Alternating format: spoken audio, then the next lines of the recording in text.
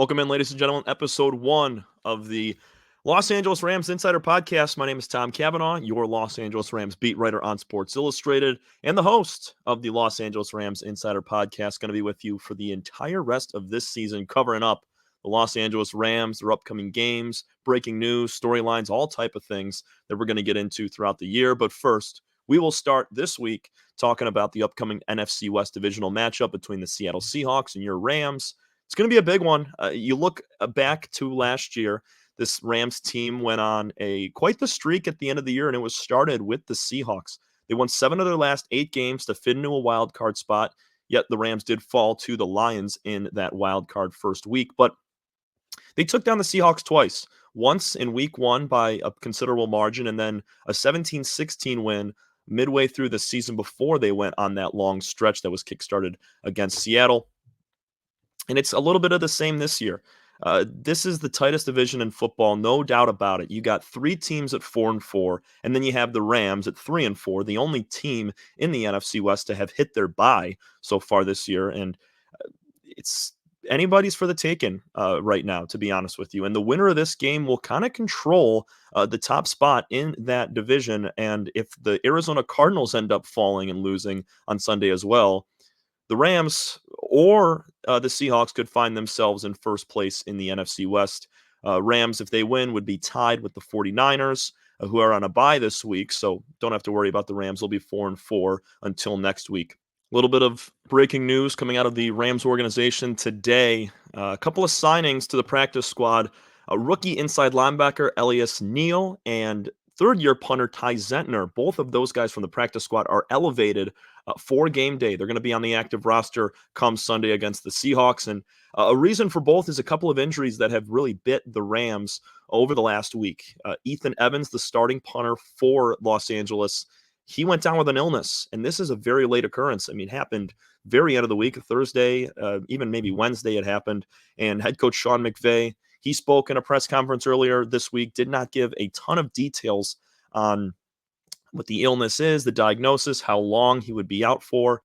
But regardless, it's going to be on Ty Zentner, the third-year punter who has not had a ton of time in the NFL. I mean, he spent last year punting for the Tennessee Titans. He's got 38 career punts in his career.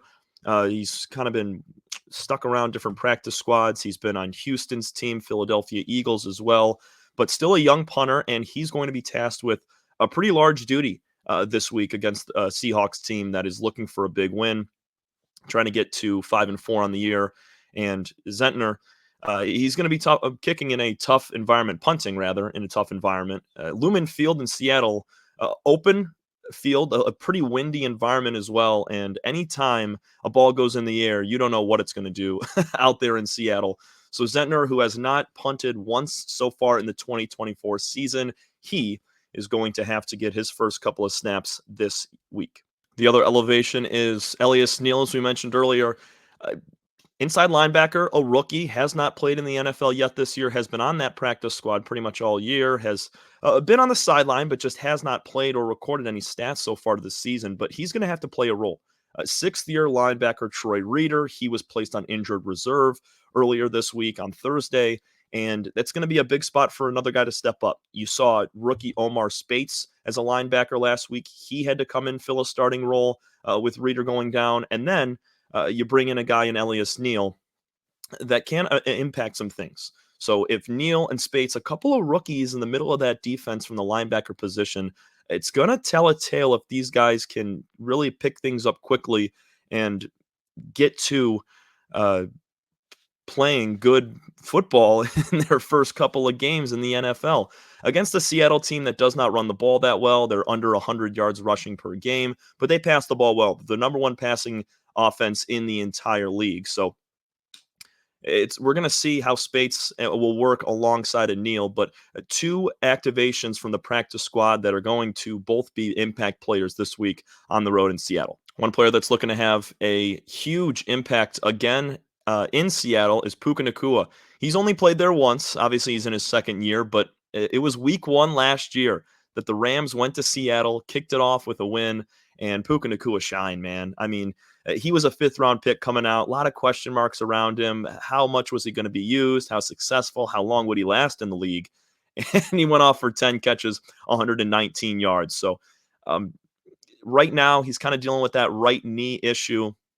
It's going to raise some questions how many targets he gets, how active he is, if he gets limited time in that game. But he's had success against the Seattle defense that has a new coordinator under head coach Mike McDonald, different from the longtime head coach Pete Carroll last year. So they're going to prep for Nacua a little bit better this week if he's going to be out there full time. It was Nacua earlier this week who had just come back from injury. He was out 5 weeks and came back against the Vikings. And then this past week on Thursday, kind of banged up his knee a little bit extra in practice. Did not finish practice, did not go to media availability on Thursday, and did not practice on Friday. Head coach Sean McVay told the media that they're taking a lot of caution with Puka because they want him to play on Sunday. And putting him out there in practice on Friday, not the best decision just because he's kind of nursing that knee. And it's the 3rd time now within the last couple of months that Nakua's banged up that right knee. He had a knee tear back in August during training camp. He was healthy for week 1, but then had that grade 2 PCL strain in that knee during the first couple of series. I mean, he did not play long in that Detroit Lions game in week 1, and then he was sidelined from weeks 2 through 7. 2 through 7, came back in week 8 against the Vikings, and he popped off. Great game, had 7 catches, over 100 yards once again. So Puka looked to be back to his normal form. It's just keeping him healthy on the field, man. If he does not stay healthy and he's continuing to struggle with not only the knee issue, but anything else that might plague him, it's going to be tough for him to succeed long term in the NFL. Just because, I mean, it's a league where you thrive off of your health. You look at guys that a Frank Gore type, a Cooper Kupp, for example, Larry Fitzgerald. These guys just prided themselves on their health and fitness and being able to stay on the field at all times. And that's why they were so good for so long. So Puka, he has shined in his little time that he has played in the NFL. But if he wants to continue to stay at this rate, continue to grab 100-yard games, he's already had 8 of them in his career, in his first season. He's already had 1 this year. It's going to be telling to see if he can continue on this path if he stays healthy. Staying on the preparation for this Rams-Seahawks game, there's a few key stats. They're going to play a role in Sunday's game. And we start with Kyren Williams, 3rd-year running back. Mentioned just his ability to play great football over the first couple of games this season. He was on a 6-game rushing touchdown streak to start the season. That was cut short last week against the Vikings. But, I mean, 10 touchdowns on the year, 8 on the ground, 2 through the air. Kyren can absolutely do it all. He's a between-the-tackles type of back, can make guys miss evading tacklers, and he's also hard-nosed. He's a gritty guy that's going to bully rush you right down the gut in short yardage situations, and, I mean, he's going to be a key to success. When the Rams give Kyren 20 or more touches, the Rams are 3-1 on the year. So that's going to be an ingredient to the recipe to win the game on Sunday is give Kyren the ball, get him to 20 or more carries, and he needs to go for over 75 yards. That is a big stat. The Rams are 3-2 when Kyren goes for over 75. He's gone above 100 already this year, and a really impressive piece to this Rams team, not only because of his talent, but because of how it opens up the rest of the offense. If you can get Kyren working well in the run game, something that the Seattle Seahawks struggled to defend. I mean, they rank 4th worst in the NFL in rush defense. They're giving up upwards of 140 yards a game on the ground, and this fits the bill nicely for Williams, who can pop off for over 100 at any time. He's had multiple scores in multiple games this year, and if he plays good football and is able to have success, Stafford's going to have a great time in the passing game. I mean, he's got Nacua, he's got Demarcus Robinson, Jordan Whittington currently right now is questionable to play. Cooper Kupp, obviously, he's another big name that's going to play a huge part. So once the run game goes and you can get that 2-dimensional offense, that complementary style of offensive football, the Rams will be just fine. So Williams, I mean, he's at the top of that list when it comes to key stats. So 20 carries, 75 yards on the ground, that's going to be number 1. And then you turn it over to quarterback Matthew Stafford. He has kind of been a little bit turnover prone this year. He's thrown 5 picks, though, 7 touchdowns, I should say. He's thrown 4 interceptions in his last 4 games, 1 in each of the last 4. So being able to get him to 0 turnovers and have him completely eliminate that stat, it's going to be massive. So for Stafford, it's 0 turnovers, and he's got to throw for over 250 yards. He's done that several times this season. They have not all resulted in wins, but a big part of that is because he's throwing to not Puka Nacua and Cooper Kupp. Yes, Demarcus Robinson, he was a big piece to the offense over the last couple of weeks, kind of filling in along with some other guys. But Kupp and Nacua is the 1-2 punch that helps the Rams offense work to the best of its ability. And we saw it last week in their 30-10 win against the Vikings. Nacua, he was able to go off for a big game. Kupp, he was in big moments, scored a touchdown, 50 or so yards. So those two guys, when they're moving and they're on point, it makes it a lot easier for Stafford. But don't count out Demarcus Robinson either. I made this point a little bit earlier in one of my articles you can go check out on LA Rams on Sports Illustrated. Demarcus Robinson, he has been the guy for Stafford, kind of the number one target through the wide receiver room through those several weeks in the chunk middle of the early season when Kupp and Nacua were out. Because Cooper and Puka, I mean, they were out from weeks 2 until 7.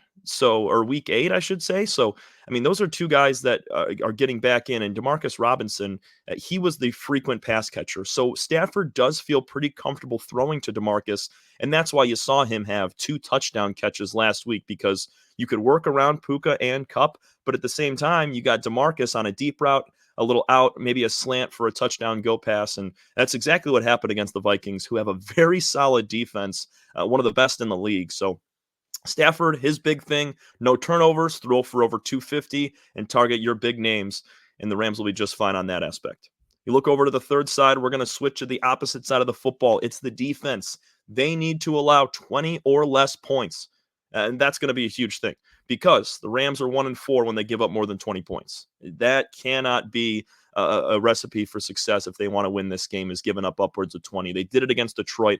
They got mollywopped by the Arizona Cardinals in week 2, gave up 40 or so points to them. The defense has been better, though. We'll get into that a little bit later. They had their best month of the season, got some national recognition around the league for their play in the last 4 games, but it's going to be on the defense. And a big help for their defense is going to be a couple of guys for the Seahawks that will not play. DK Metcalf, the team leader in receiving yards with over 500. He's got 3 touchdown passes, or 3 touchdown catches, rather. He's going to be out. Noah Fant, their tight end, he's another big piece to Geno Smith and the rest of the Seahawk offense, not playing as well. Those 2 guys in the passing game that are not available makes this a lot easier for the Rams. You got Kobe Durant, who won NFC Player of the Week, Defensive Player of the Week earlier a couple weeks ago. And then also Jalen McCullough, he had 2 picks against the Las Vegas Raiders. We'll talk about him a little bit more when we talk about the defense. But, I mean, you don't have a couple of those guys. It's going to be really on Tyler Lockett for the Seahawks to have another just classic signature game of over 100 yards or so and a couple of touchdown scores. But the Rams, I mean, kind of how they've played and gradually gotten better on the defensive side of the ball, should be able to limit Geno, should be able to get some pressure, because we know about the Seahawks team this year sitting at 4-4. They're pretty Jekyll and Hyde. It's a coin flip on if you're going to get a statement game from them or something that's bound to be washed down the toilet. So this Rams defense should have a decent time on the road. It's never easy playing in a road environment, especially in Seattle where the 12th man is. But I give credit to this Rams defense for how they've played over the weeks, coupled with the fact that 2 of the top receivers for the Seahawks will not play. 20 or less points is going to be the answer to a win. And then you look at the defense as well, and they gained some accolades. I mean, very, very impressive stuff over the last month of October for the LA defense.